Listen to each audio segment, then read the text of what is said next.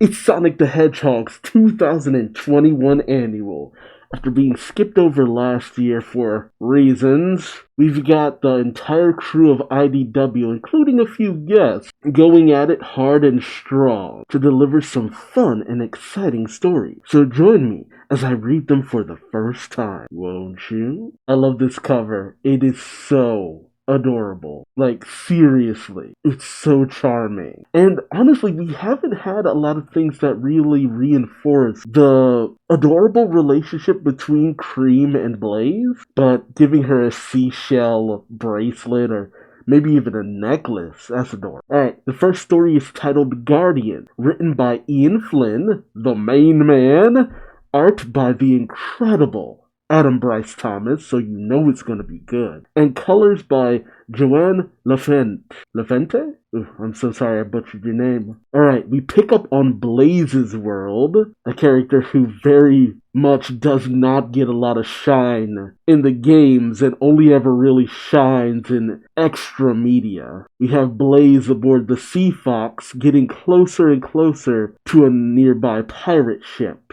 As she stands on the railing of the ship, looking at the adjacent vessel, she says, "Bring us in close, Marine, and I'll handle the rest." And she goes rocketing towards the pirate ship. And as she lands, she does much more damage than any cannonball, igniting into a fiery tornado on the pirate ship. And oof, she moves so gracefully, smashing everything in her way in a fury of dancing fire. And once the destruction is done, she lifts one of the robot's heads, alas, poor Yorick, and demands to know, "Tell me where the leader of the robot pirates is hiding." The robot's severed head says, "What leader? We're all that's left." "Well, used to be." Blaze's eyes are aglow with anger. She says, "Do not waste my time with lies. Where?" But the robot reiterates, "They're all gone. Captain Whisker, Johnny,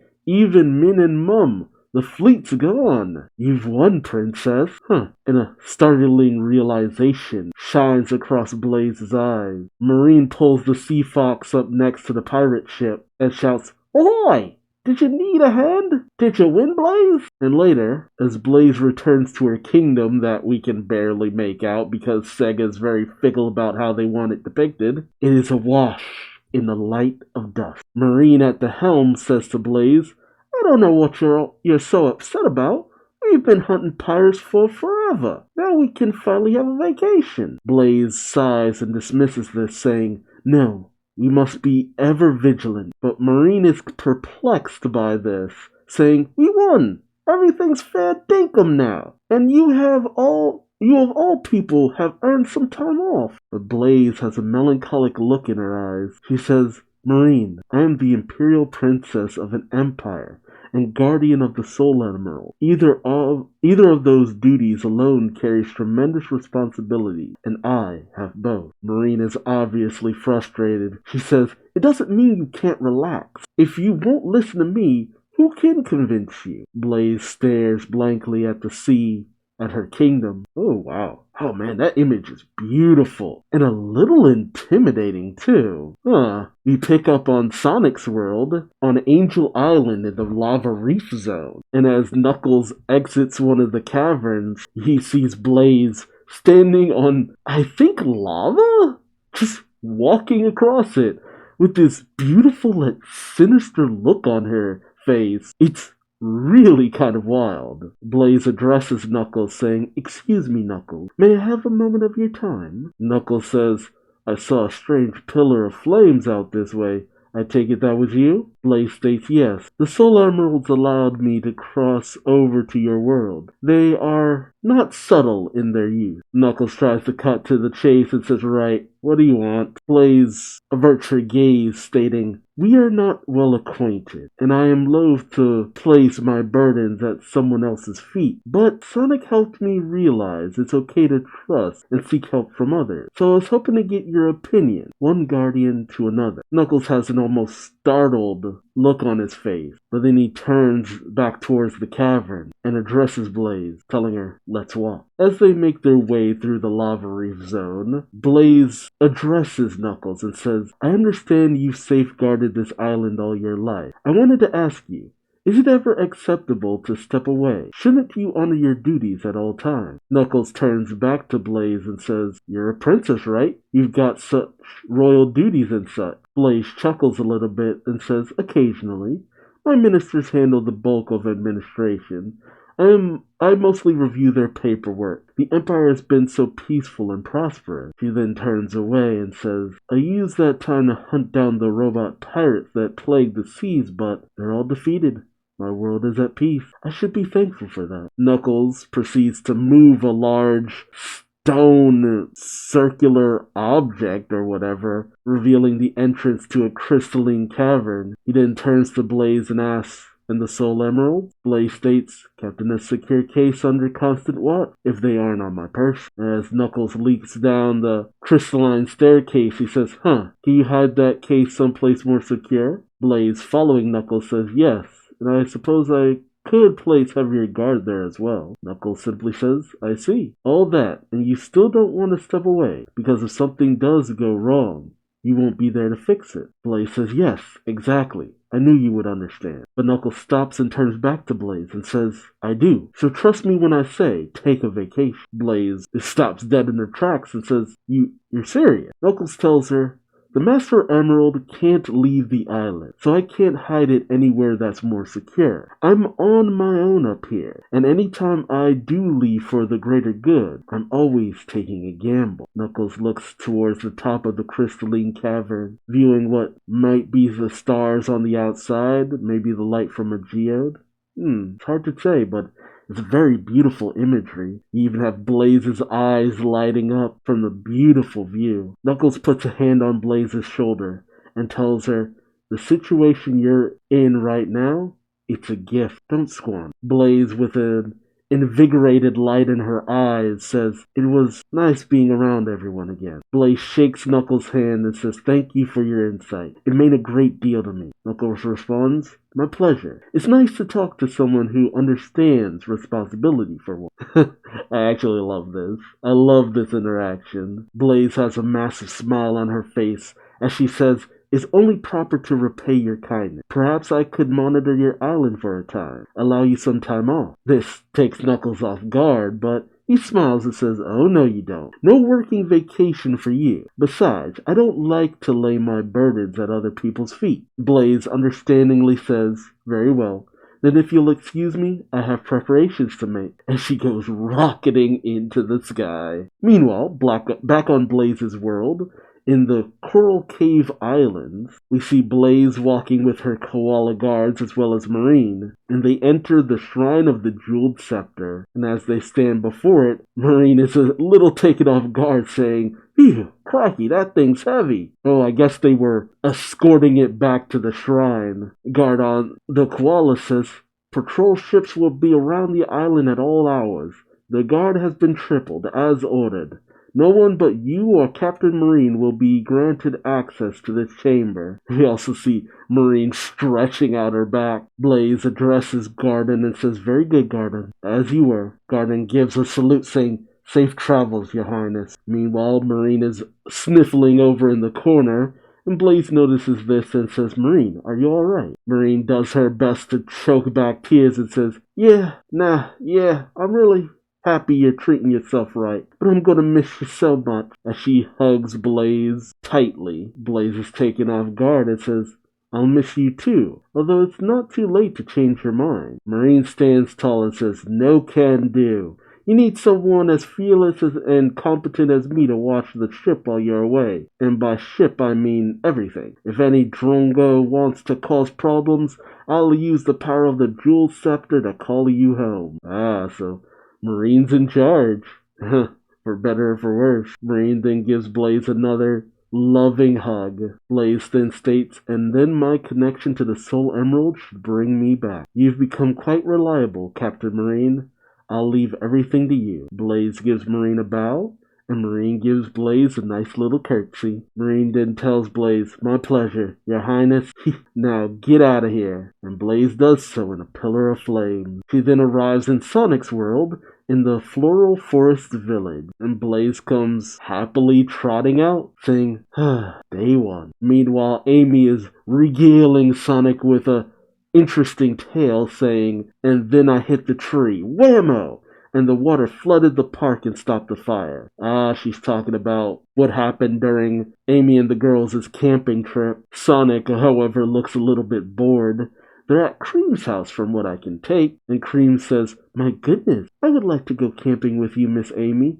Maybe without all the fire, though." We also see Cheese eating a cookie. Blaze then pops her head over the hedge and says, If there are fire concerns, perhaps I could help." Shocking everyone present, Cream naturally goes leaping into Blaze's arms, saying, "Miss Blaze, I'm so happy to see you. What's the occasion?" Blaze alleviates any concern, saying, "Nothing dire. I'm just taking a vacation." And as she walks towards the makeshift tea party, Blaze grabs a stool so that Blaze can get a seat, and Cream says, "I don't know. That sounds like an occasion to celebrate to me. Pull up a chair, chill." "Oh wait, no, that's Sonic," Sonic says while holding up a teacup. "I don't know, that sounds like an occasion to celebrate to me.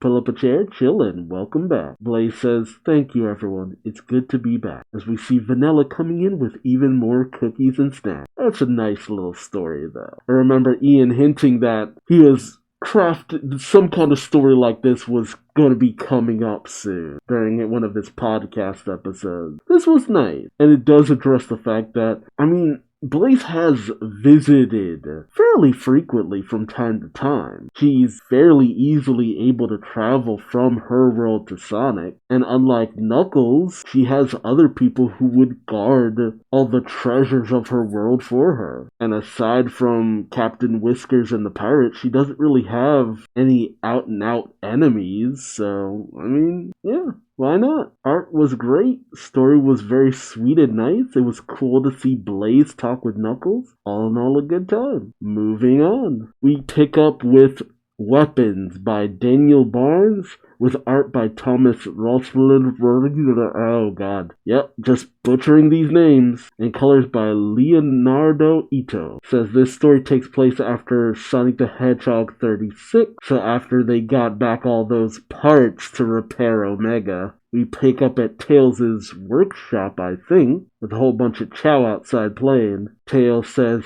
"There, that should do it. How's the new body feel, Omega?" Omega flexes his stuff and says, "This unit is whole once again. My campaign of carnage shall resume without delay. Processing appropriate response. You have my thanks, Small Fox." Tails wipes his brow and says, "Don't mention it. And hey, before you head out, why don't you go for a test drive by sparring a little with Gemerald?" Omega cracks his metallic knuckles, I guess, and says, "Suggestion acceptable, but I cannot guarantee Gemerald's welfare after completing the test." Gemerald readies himself and says, "While I am designated as a learning robot, I am also capable of teaching you a lesson." Damn! Damn! Wants that smoke? We see outside the sparring session between Omega and Gemerald. Something I never thought I'd actually see before. We see Omega slash at Gemerald, but Gemerald manages to avoid the attack, landing behind Omega. Gemerald then states, "Deploying missiles," and lobs 3 missiles at Omega that seem to explode right on top of the robot. But as Gemerald starts to relax a little bit, out of the smoke and flames comes Omega stating, "Pathetic. Your quaint artillery is no match for my reinforced armor." Omega goes to strike at Gemerald, but Gemerald dodges out of the way. Omega continues his taunting, saying, "You are a babysitter. I am the ultimate E-Series robot. According to my data files, you once fought Sonic to a standstill while serving as Dr. Eggman's enforcer, and yet your offensive output appears to be well below estimated parameters." Omega then fires off a massive blast against Gemerald, but Gemerald activates his shield. Omega continues on with his statement as well as his onslaught against Gemerald's shield, saying, "Supposition, Your time caring for the small meatbag rabbit girl has made you weak. Your combat systems have slowed. Your tactical processing speed has waned. You have lost your edge. Omega then manages to break through Gemerald's shield, slamming him into a nearby tree. Gemerald hits the ground, and as Omega draws closer, Gemerald grips at the ground to get up. However, Omega prepares his cannon towards Gemerald's head, stating, "Proposition, join me. You and I are similar in origin. We are both weapons that have broken free of Eggman's grasp. Accompany me in my mission to destroy his forces. Reclaim your original function as a battle robot. Abandon the puny rabbit family." This seems to enrage Gemerald, though, as he states, "Proposition rejected." He then sweeps the legs out from underneath Omega, grabs him by one of his feet, and then tosses Omega to the ground, all in one fluid motion. And as Omega picks himself up out of the dirt, Gemerald slowly hovers above him, saying, "Refutation. Our origins may be superficially similar, but our objectives are not aligned. You were built to destroy. I was built to evolve. My function has changed. My past does not inform my present objective. My place is besides cream and vanilla, not on the battlefield." He makes his declaration while remembering cream and vanilla. He doesn't think much of cheese, apparently. The two robots observe each other in silence, then ready themselves once again in a stand, and then go charging at each other, unrelenting in their motivation. I'm not gonna lie, this is amazing. This is a great moment for the two of them. Well done. Well done. We cut to later. It is dark outside of Tails' house. And Tails and Belle are shocked at the sight they see as the door opens. As Omega regards Tails and says, "We are in need of further repairs, small fox." Tails is shocked by the sorry state that the two robots are in, saying, "You guys, I said sparring, not no-holds-barred grudge match. We literally just fixed you." Omega dismisses this, saying, "I warned you that welfare was not guaranteed." Omega then regards Gemerald and says, "Gemerald may be a puny inferior model, but he still possesses the lethality of a warrior. This unit acknowledges and accepts his current modus operandi." Gemerald takes this in and states, "Your acknowledgement and acceptance is reciprocated." They then give each other a respectful fist bump. Oh man. Again, great art, a great little character story. I love these annuals because it doesn't have to be story driven. I like that we're just getting to see characters who don't always get to be at the forefront of stories have their own little side stories where we just get to see how they've grown, what new things they've come to understand and learn. It's a nice little moment. It kind of answers that question, what does Gemerald and Omega think of each other? Right? And now we have the story Hero Camp, written by India Swift, art by Abby Bulmer, and colors by Heather Breckle. And oh boy, it's this place again. What looked like this, it kind of looks like the kids from the Sonic fan club. We see Vanilla and Cream holding hands and walking towards a specific destination. As Cream says, "There it is, we're here." And Vanilla says nervously, "So Cream, what are you most excited to learn at Hero Camp?" And we see a gathering of kids who are all chattering. "I'm gonna learn how to tie the best knot." "Oh yeah? Well, I'm gonna make the best camp hideout." "I'm gonna eat the most s'mores." But Cream tells her mother with determination, "I'm gonna learn how to become a real hero," said the little girl who has faced massive mechs and beat them. Vanilla, however, holds up the pamphlet and says, "This doesn't look at all like the advertisement." Yeah, it kinda looks like a dump. Oh, it's a scam.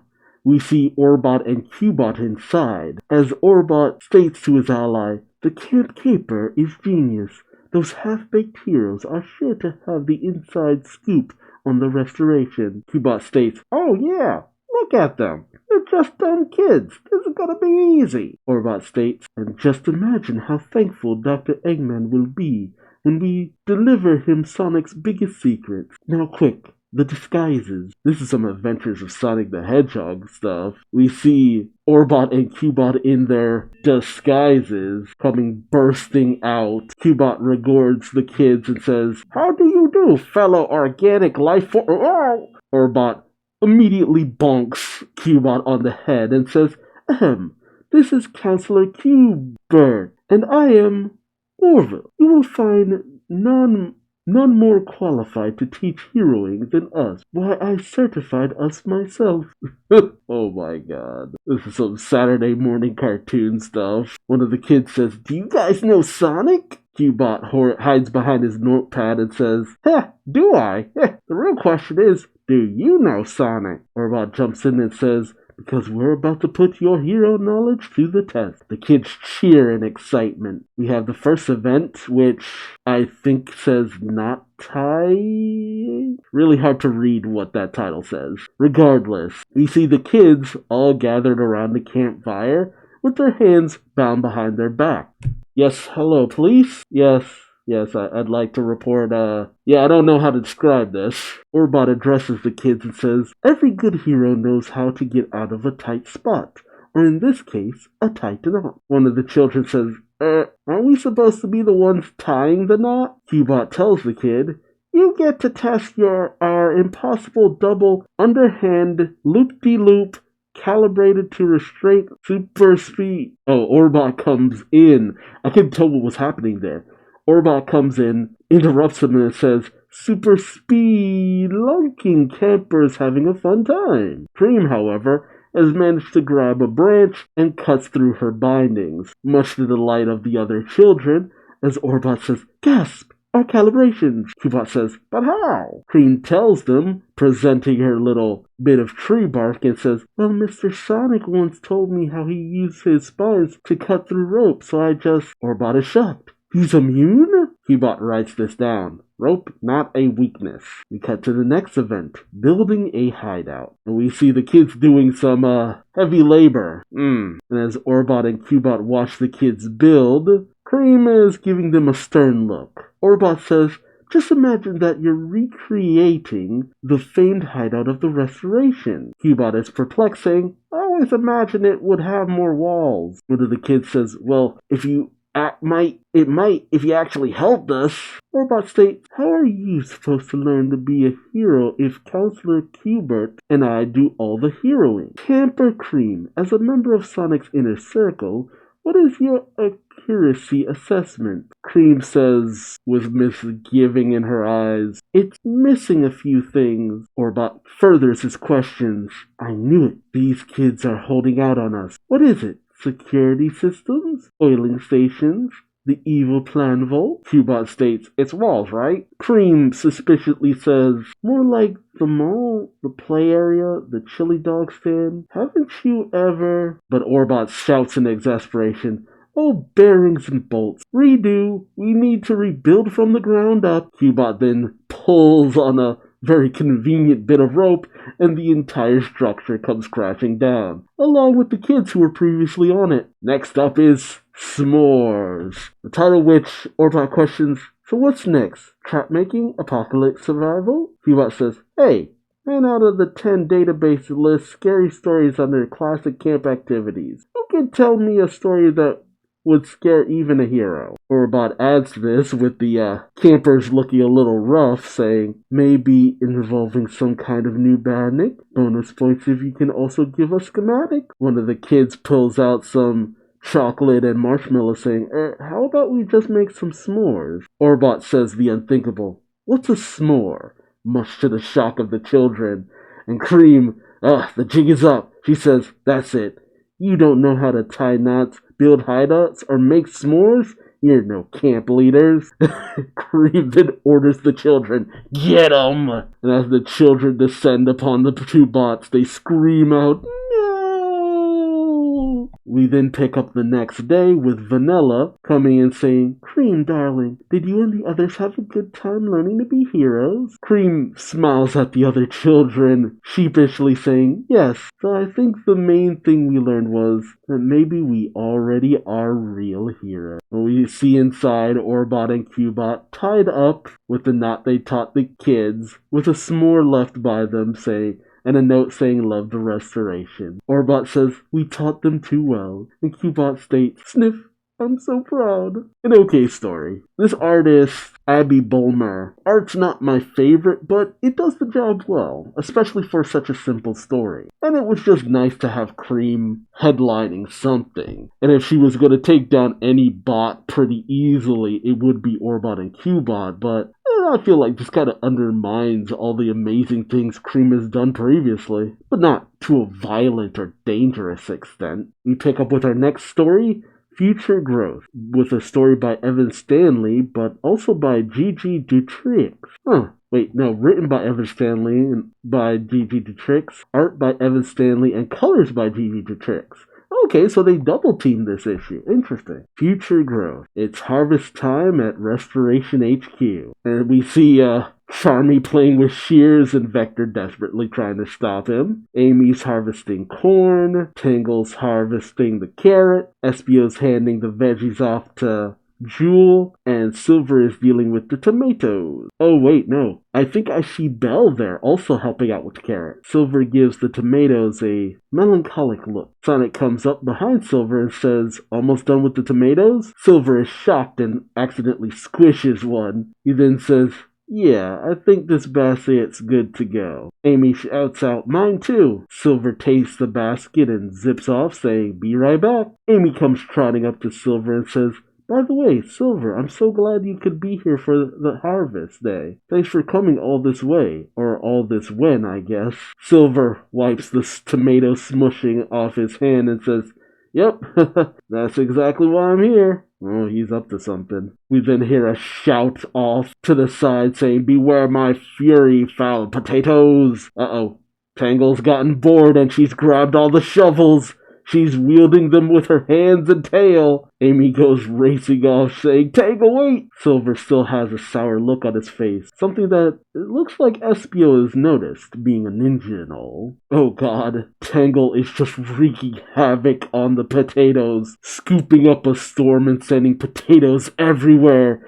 It's the potato reckoning! We see Belle get smacked with a potato in the face. Amy is trying her best to catch the potatoes. Meanwhile, Silver goes wandering off, levitating himself off to the nearby forest. And as he makes his way off, he gives a heavy sigh. A voice then calls out to him, hello, Silver. Silver turns shocked and sees Espio reappearing in front of him, while behind him. Espio says, you're troubled. Silver tries to shake this off, saying, troubled? No way, Espio. You know me.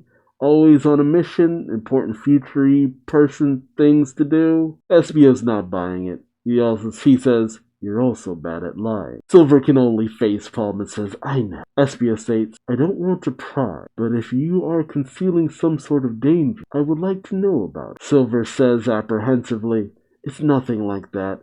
I'm not here for the harvest. Actually, I have no idea why I'm here at all. Espio thinks of this in the existential sense and says, do any of us know why we're here? Silver says aggravated, I do. I usually do. He gets a little serious for a moment and says, every other time I've been sent to the past, it's been to save the future from turning into another wrecked world. That's my job, my purpose, and I always know what I need to do because it's history. But this time, nothing. There's no crisis in my future. And things are okay here. Everything's fine, but I'm not. He's going through the same existential situation that Blaze was. Everything's peaceful. Don't know how to take it. Silver starts pacing back and forth and says, did I do something wrong? Am I missing something? What if some disaster hits tomorrow? And Espio stops Silver and says, Silver, take a breath. In slow and steady. Breathe out. Espio sits on a nearby stump and pulls out his kunai and says, as a ninja, my first priority is the success of my mission. But as a friend, I care for the safety of my team. Danger could be waiting for me around every turn. If I allow it, my fear will consume me, and if it does, I will have lost without my enemies ever having to lift a finger, he says as he points the kunai towards his heart. Silver questions him, so how do you fight it? The fear I know. Espio tells him with a smile, my technique is simple. It's simply to have faith in yourself and the strength of your friend. You may not know why you are here now, but that doesn't matter. You are where you need to be. And if there's trouble, there are quite a few people back there that are ready to stand with you. So go back to the garden and let yourself enjoy the fruits of your labor. You deserve that. You know, I often forget that Silver and Espio have worked together previously in Sonic Rivals. I actually like this, that they're kind of addressing that kind of relationship that they have. Silver gives out another sigh and smiles and says, right, I'm still scared, but I'm not alone. You guys make me feel like I can do anything. Also, thanks Es, for real. And he brings Espio in for a hug that completely takes Espio off guard as he says, but then I guess Vector cries out, hey Espio, where'd you go? We've got a bee problem. And then I think we hear Tangle, still wreaking havoc, saying, Yar, I am the Potato King! And Silver turns to Espio as they walk off towards the situation. And Silver says, need some help? And Espio can only say, please. Oh, that was great. Evan Stanley. Hers is always the best artwork in the series. And I love the colors. Like, man, this was a great tag team action. And a really nice moment. Again, just like Blaze's story, it was a way of just elaborating, hey, here's why Silver's hanging around, here's why Blaze is hanging around. There's nothing really bad going on where they're from. And they just wanted to take a moment. I think that's kind of beautiful. Alright, second to last story, titled Another Grand Adventure for Jet the Hawk. Oh, a Jet the Hawk story. Story by Ian Mutchler? Art by Natalie Hines. Colors by Priscilla Termontano. Alright, let's check it out. A little bit of the story of the legendary Windmaster. And he is warming up a snack in his microwave. Interesting. And we see his room completely trashed and overly macho as well. He's looking at a birthday card, a belated birthday card that says, with skills and confidence, you are as fierce as the wind, Dad. Won't really get too much info on his dad. Jet's microwave then dings and, a laser wisp has taken his snack and goes rocketing off with it, with Jet saying, hey! I guess it belongs to Whisper as we see her just staking out someplace with the other Wisp playing cards, and the laser Wisp comes just racing back towards her. The Wisp hands the snack over to Whisper, and Whisper says, calzone? Tasty. But then she notices something through her mask and says, oh, just a bit further. There's a giant egg mech walking through the forest. But then a voice cries out to Whisper, my calzone! Jet comes rocketing towards Whisper saying, that squid stole from the leader of the Babylon Rogue. You will make it up to me. Whisper is shocked by this, saying, I will? Jet says in an entitled tone, you will. Think of all the gems I could have found instead of chasing around my lunch. Now you owe me gems and a calzone. Quick now, I'm hungry. Don't waste my time. The laser Wisp holds a banana and Jet says, I don't want this. But Whisper shushes Jet, saying, hush, the badnik. But Jet's not having it, and he slams the banana into the ground, saying, I can't hear you whispering over the sound of my tummy. But then the badnik's giant hand comes and reaches for Jet and grabs him up, with Jet screaming out, let me down! Don't you know who I am? Jet calls out to Whisper, saying, hey, calzone poacher, grab the Type J. Whisper gingerly steps onto Jet's extreme gear and holds on for dear life as it goes rocketing skyward. Jet cries out, just stand up. The entire planet knows extreme gear will balance itself.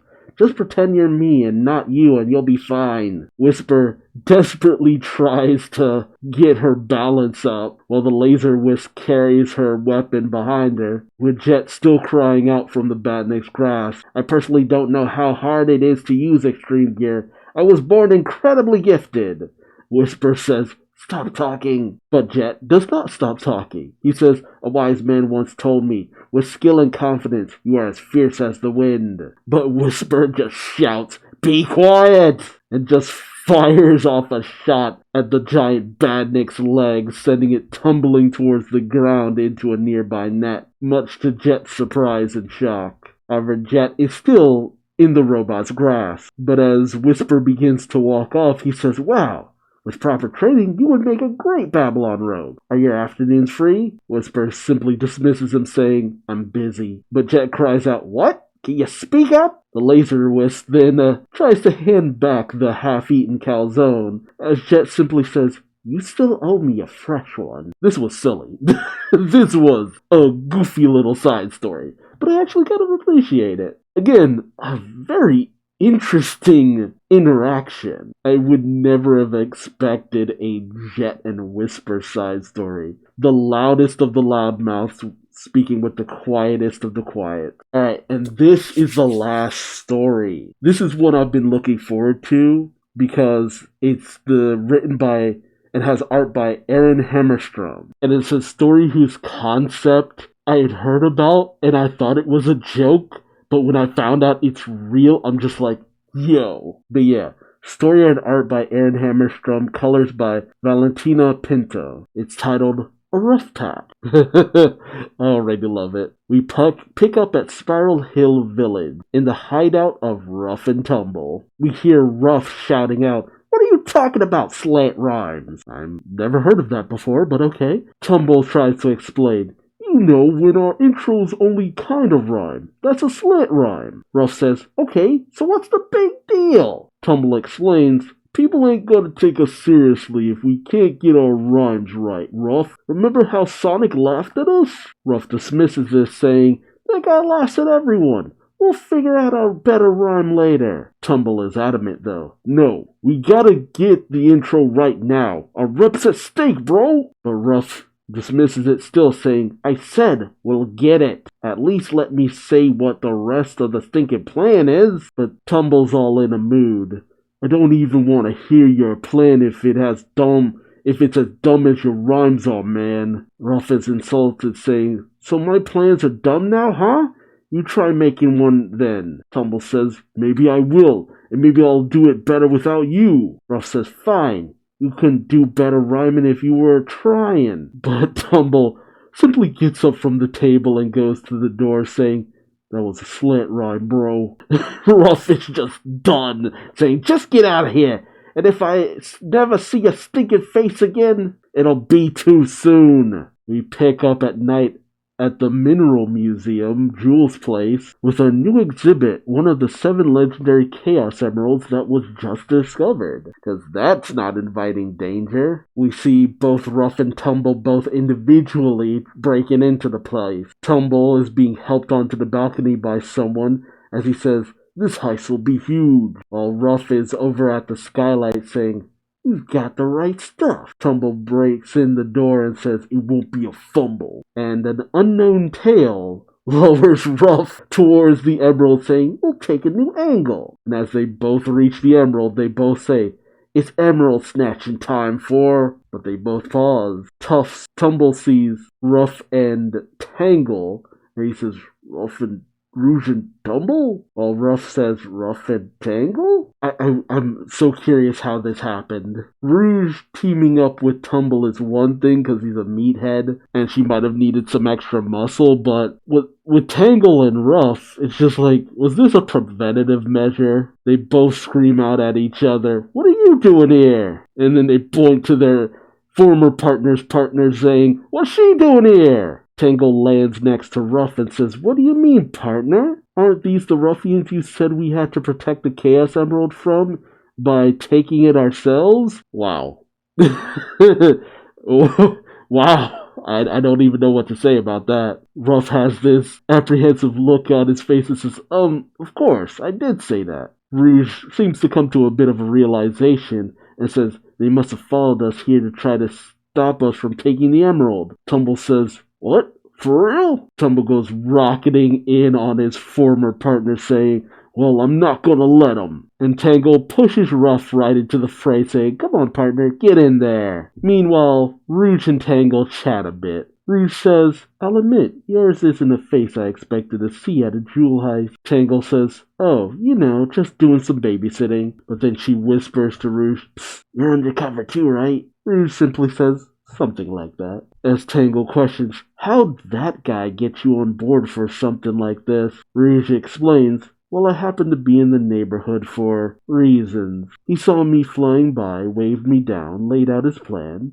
I was surprised by his competence, honestly." And we see the flashback to the event as Tumble explains, "And that's the plan." Rouge says, "I like it.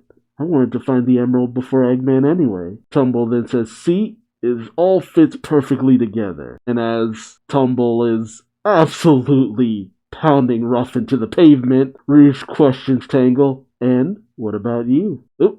Ruff has resorted to hair pulling against Tumble. Tangle explains, I wasn't as surprised." And Ruff is just absolutely hanging on to Tangle's leg, saying, "I'm begging ya. I don't know what to do if I don't have someone to tell me what to do." Tangle says he tried to play it off as vigilante hero work. And as Ruff and Tumble continue to fight, Rouge questions Tangle, "Still, breaking into your own friend's museum?" Tangle explains, "Oh, I come in through the skylight and take Jewel out on impromptu adventures all the time." Rouge says, "Sounds fun. Well, I've spent just about enough time dolling here. You want to help me bring these goons in?" Tangle says excitedly, "Would I? Ooh. Do you have a plan in mind already?" Rouge explains, "I wouldn't be the world's greatest treasure hunter if I didn't." Tangle says excitedly, "Aw yeah, undercover buddies." And as they tangle, Tumble says, "So this is your plan, bro? Turn goody-goody and get in my way?" Ruff says, "I didn't know you'd be here. I just told that weird chick we were doing something good so I'd have someone to team up with." Tumble says, "Wait, you were just trying to steal the emerald? Like, in a regular thiefy kind of way?" Ruff says, "Yeah, just like you." Tumble says, "Did we have the same plan, bro?" Ruff says, "Bro." And they start hugging each other and crying. Tumble says, "Sorry, bro. We fought enough." Ruff says, "You're right. We sure did stumble. But we've made up, and now we're back." Tumble says, "Get ready for Ruff and Tumble." But Rouge and Tangle have their own motto, saying, "You played me for a stooge, so now you're gonna get mangled. Your master plan's about to be stuffed by Rouge and Tangle." And as Ruff says, "Why does everybody keep doing our thing?" Ruff and Tumble are both socked in the face by Tangle's tail, as well as promptly wrapped up by it. But as Tangle says, "All wrapped up here, Rouge, and the emerald safe and sound," whoa, Tangle then notices that the glass case has been smashed in and the emerald has been taken. She then sees Rouge flying up towards the skylight as she says, "I hate to dupe and run, but, well, it's what I do. See ya." And Tangle can only look on melancholic as she says, "But undercover buddies." Meanwhile, Ruff turns to his bro and says, "That's it, bro. No more teaming up with anyone but each other." Tumble says, "Ruff and Tumble forever, bro." And yeah, that's the final story. Oof. This was a beefy read, but that was especially fun. Oh, I feel bad for Tangle being duped by Rouge, but Tangle's so naive, of course Rouge would get one over on her. Especially because they've worked together in the past, and Tangle has never fully seen how duplicitous Rouge can be. But it's a Chaos Emerald. They'll all come together at some point. But I love Ruff and Tumble because they're a couple of goons. And once again, another wildly interesting team up. Not just Ruff and Tumble teaming up with Tangle and Rouge, but the fact that Rouge and Tangle kind of teamed up, and it ended the exact way you thought it would. They're a couple of goofs, but they're the funnest kind of mooks out there. But that's the annual. Let me know your thoughts in the comment section below. What was your favorite storyline? Honestly, it kind of ended up for me being the one done by Daniel Barnes, who I had been following on Twitter for the longest time, and it was wild that he was writing this story. But the one called Weapons, Omega versus Gemerald. That was a lot of fun. Like, that so far is my favorite one. But I'm definitely interested to hear from you. But also remember to like, comment, subscribe, and hit the bell icon for notifications so you don't miss out on the next video. And until next time, I've been Duuz-Diz-Din, and I hope to see you in the next video. Till then, bye-bye.